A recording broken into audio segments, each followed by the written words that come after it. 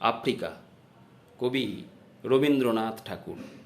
উদ্ভ্রান্ত সেই আদিম যুগে স্রষ্টা যখন নিজের প্রতি অসন্তোষে নতুন সৃষ্টিকে বারবার করছিলেন বিধ্বস্ত, তাঁর সেই অধৈর্যে ঘন ঘন মাথা নাড়ার দিনে রুদ্র সমুদ্রের বাহু প্রাচী ধরিত্রীর বুকের থেকে ছিনিয়ে নিয়ে গেল তোমাকে আফ্রিকা।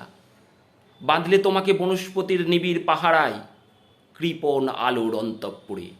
সেখানে নির্ভীত অবকাশে তুমি সংগ্রহ করছিলে দুর্গমের রহস্য, চিনছিলে জল স্থল আকাশের দুর্বোধ সংকেত।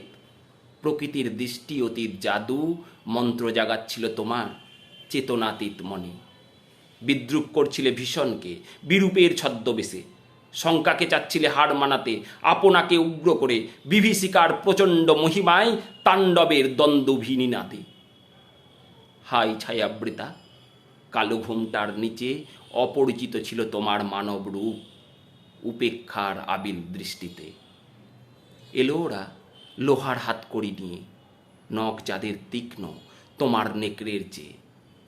এলো মানুষ ধরার দল, গর্বে যারা অন্ধ তোমার সূর্যহারা অরণ্যের চেয়ে।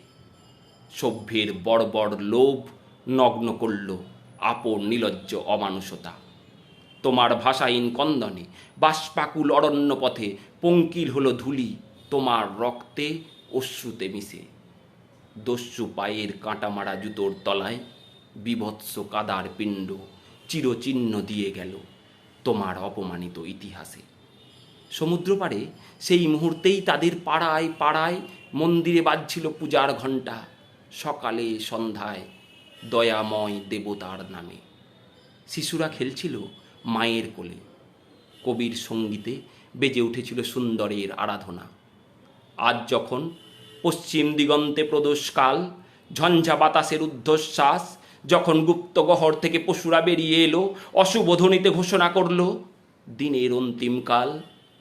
এসো যুগান্তরের কবি, আসন্ন সন্ধ্যার শেষ রশ্মিপাতে দাঁড়াও ওই মানহারা মানবীর দ্বারে।